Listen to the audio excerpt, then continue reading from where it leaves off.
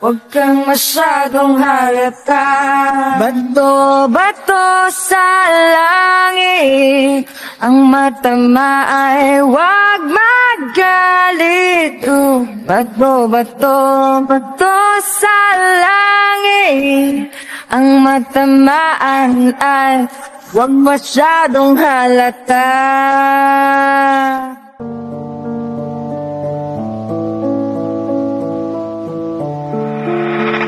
On the track.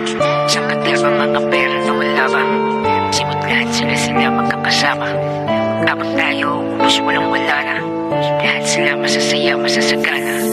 Harap-harapan tayong ginagago. Puro pakulo na lang para lang manalo. Ang daming mga plano, puro sulo at pangako. Ang kaso puro lusong sa baha ang napalako. Wala pang 1,000 kada araw sa trabaho.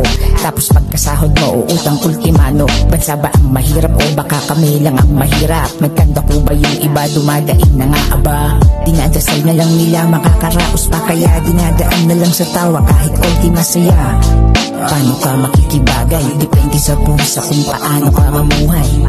Sino ba ang dapat nasisihin? Sila ba nagahaman? Baka di mo rin maamin. May mali ka rin naman kung di ka nagpauto.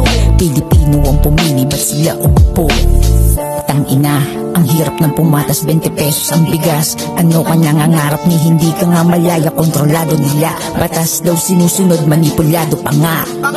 Ginagawa tayong tanga, nililihis na lang nila kung sino-sino tinuturo para kwento maiba. Sila magkakasama sa lamesa na mahaba. Inaaral ng maigi, sinusuri para sulit sa pagbuha. Para di na nakikita, kumikita kontrabida pag hindi ka nakisama. Gagawa sila ng kaso, kita-kita sa Senado. Ang kaso di na bago, mga ganyan na senaryo. Nabasa ko na yan sa luma pa na dyaryo.